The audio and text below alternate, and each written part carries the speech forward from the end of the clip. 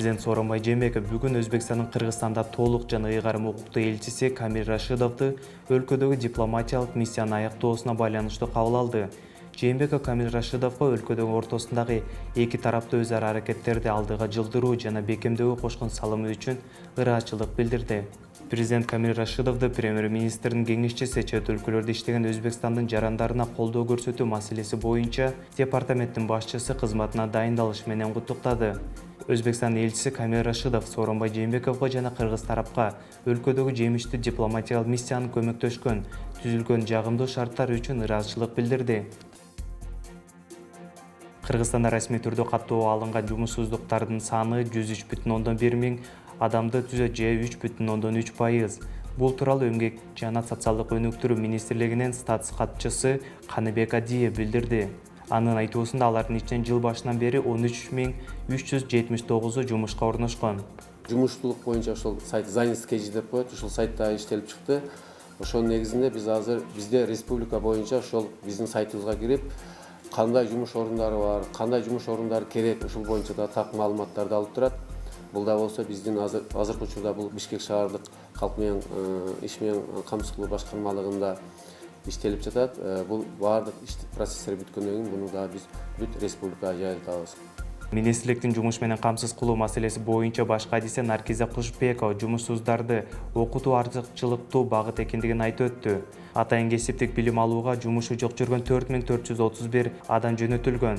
Алар негизинен чач тараш, ширетүүчү, бухгалтер, ашпозчу, айдоочу, менеджер, тигүүчү болуп чыгышат, деп билдирди Кушбекова. 5-баскычтагы өнөкөт бөйрөк жетишсиздиги менен жабыркаган бейтаптар бирден шарттарда кошумча төлөмсүз гемодиализ кызматын алышат. Бул тууралуу Саламаттык сактоо министринин орун басары Мадамин Каратаев кабарлады. Анын айтуусу боюнча өкмөттүн 2030 жылдын 29 августундагы 441-токтомуна ылайык республикалык бюджеттин каражаттарынын эсебинен биринчи баскычта өнөкөт бөйрөк жетишсиздиги менен жабыркаган бейтаптар кошумча төлөм жүргүзбөстөн гемодиализ кызматын ала алышат. Алар бюджеттик жана жеңилдетилген категорияларга бөлүнүшпөйт. Токтомдун негизги 3 өзгөчөлүгү бар. Биринчи өзгөчөлүгү токтомдун. Бул жерде эч кандай кошумча төлөм болбойт. Бүт баары бейтаптар бекер гемодиализди кызматты алат. Бул биринчиден.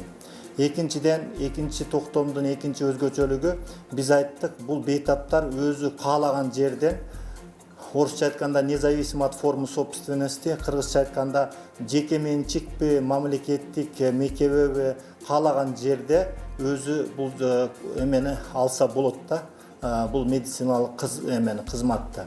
Анан үчүнчүдөн бул жерде эмки бүт ошол каржылооду бардыгына единый плательщик деп айтып коебуз.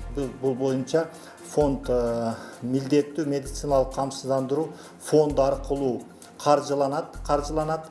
Мунун ушул негизги 3 өзгөчөлүк бар.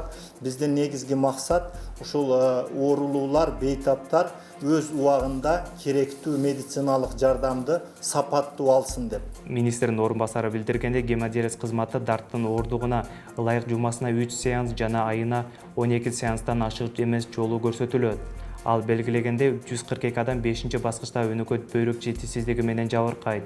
Биз бул оорунун алдын алуу боюнча иш-чараларды күчөтүүнү пландаштыруудабыз. Өнөкөт бөйрөк оорулары, диабет, жүрөк кан тамыр жетишсиздиги жана башка оорулардын оорлошу бөйрөк өнөкөт оорусуна алып келет, дейт ал. 3-сентябрда Кыргызстандын Түркиядагы элчиси Кубанычбек Өмүралиевдин Түркиянын саламаттык сактоо министри Фахреттин Кожа менен жолугушуусу болуп өттү. Бул тууралуу Кыргызстан тышкы иштер министринин басма сөз кызматы билдирди. Жолугушуунун жүрүшүндө тараптар Кыргызстан менен Түркиянын ортосундагы саламаттык сактоо тармагында эки тараптуу кызматташтыгынын динамикалык өнүгүүсүн талкуулашты.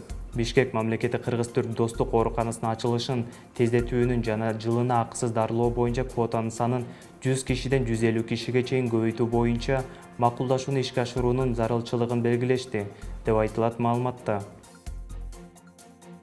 Мамлекеттик салык кызматы Ички иштер министрлигинин жол кыймылын коопсуздугун камсыздоо башкармалыгынын кызматкерлери менен биргеликте транспорт салыгын төлөбөгөндөрдүн аныктоо боюнча рейдтик иш-чараларды баштады.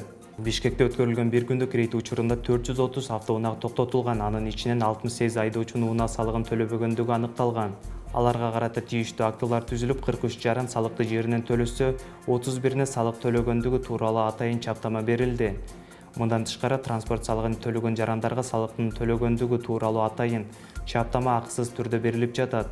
Атайын чаптамаларды автоунаанын маңнайына чаптап коюу менен айдоочулар жол кыймылын коопсуздугун камсыздоо кызматкерлерин ашыкча токтотуусунан арылат. Бүгүн Кыргызстандын курамасы футбол боюнча 2020-жылы боло турган дүйнө биринчилигине жана Азия кубогуна тандоо турунун алкагында Тажикстандын командасы менен беттешет. Эки команданын оюну Тажикстан Борбор калаасы Душанбедеги Борбордук стадиондо өтөт. Оюн Бишкектин убактысы боюнча саат 20:00 башталат. Эскерте кетсек, тандоо турунун алкагында Кыргызстандын курамасы Тажикстан, Монголия, Мьянма, Япония менен оюн өткөрөт.